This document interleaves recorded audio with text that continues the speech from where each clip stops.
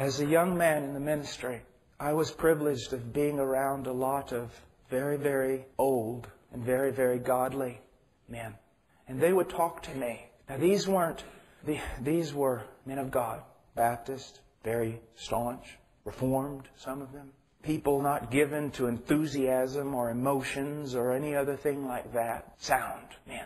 But they would talk to me about the power of God. They would talk to me about the presence of God. Not as men quoting stories that they had read, but men who themselves had seen with their own eyes the working of God. And I would go out on the streets in Austin, Texas and preach. I was afraid. There was no boldness. There was no power. There was nothing. But I would always hear the voices of these old men. And one day I decided enough is enough. I will seek Him until I find Him or until I die. I went into a closet and I said, I'll not leave this closet until I know God. 15 minutes later, I fell asleep. My roommates came home and found me in the closet. So I took an alarm clock with me. And please, I'm not saying this for any other reason except I feel like I'm supposed to. Took an alarm clock with me. Set it for every 15 minutes. I'd pray for maybe 5 or 10 minutes. Fall asleep. Alarm clock go off. Set it again. This was my prayer. I didn't pray for China. I didn't pray for the presence of God.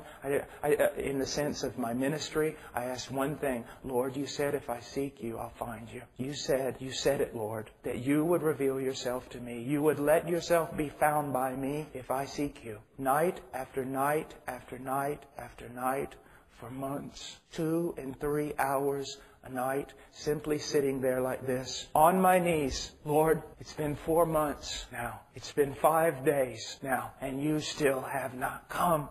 And just sit there. Lord, I've been here 3 hours, and you have not come. Day after day and night after night. And then one day our church was spring break, and all the college students were going to go on a Bible study ski trip type thing in Colorado. And I felt like the Lord wanted me just to go out into West Texas to the hill country, pretty barren. And I walked on top of those hills for 3 days like a wild man. If you would have seen me, you would have thrown me in an asylum. I was picking up rocks and I was throwing them, literally, physically throwing them at the sky. I was screaming. I was saying, God, I must know you. You must come. You must. I can't live like this anymore. I can't live just reading books. I can't live just reading about revivals and about people who knew somebody who knew somebody who knew somebody who knew you. And nothing happened. And I went home. And another several weeks passed. And one night, He came.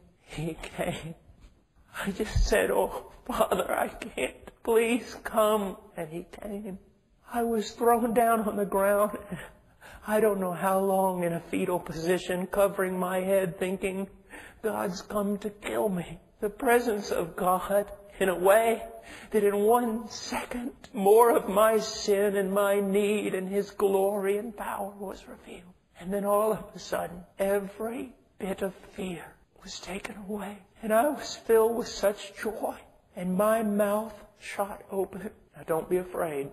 Verse after verse from Psalms and from everywhere else, passages I had read just started coming forth. Praises unto Him, the Word of God. Such joy. And I can tell you, it has been 20 years. And the presence of Christ is more real to me in this room than any one of you.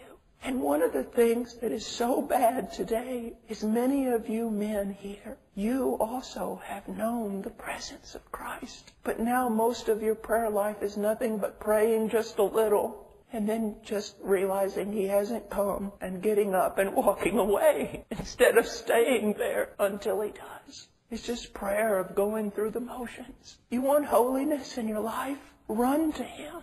And stay there. Stay there. My little boy, whenever I'm putting my shoes on and he realizes my bags are packed, he goes, Daddy, stay with Ian? Daddy, stay with Ian? Or Ian, go with Daddy? I find myself, even this morning in prayer, going, Father, stay with Paul. Father, stay with Paul. Or Paul, go with Father. I see so many boys today in the pulpit. They're boys. Because as those old men told me, the mark of a man of God is God upon the man. And I don't want to sound, I don't want to sound arrogant. I don't want to sound anything else. I just want to say this. that we have the desperate need to be men marked by the presence of God.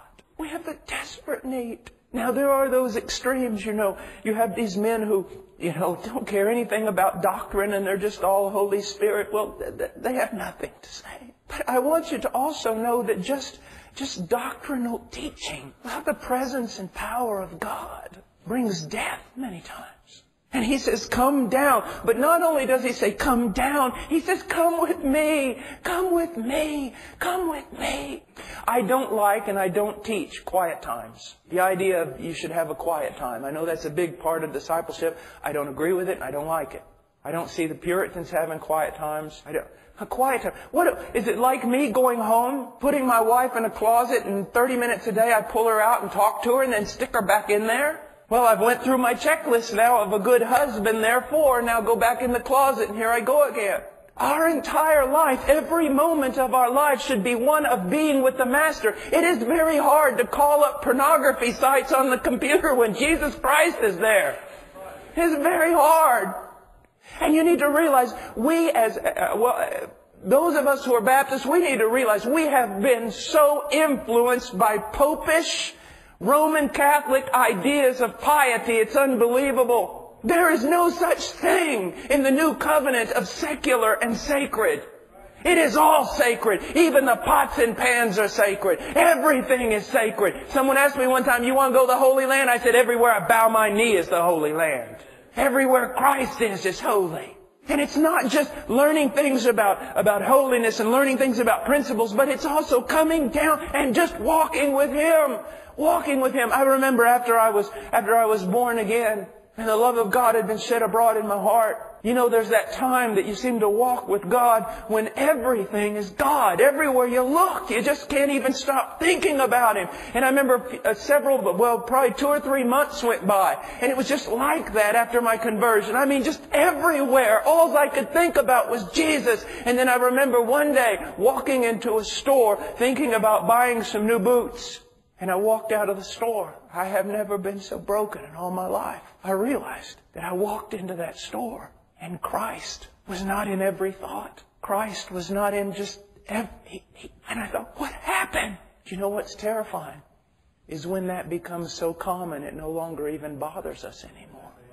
That's when unholiness and immorality and such things can creep in. When Christ is not real. Christ is not real. I didn't even want to come out of the prayer thing. Just wanted to stay there. Why? That's what we need. You men, most of you know more than I'll ever know. The thing about it is, are we seeking Him? Are we seeking Him? Are we seeking Him? Do we pray and nothing happens and we get up and we realize, well, we've been obedient, we've prayed. Where 2 or 3 are gathered, He's here. I need more than that promise. I want His presence. I want His presence.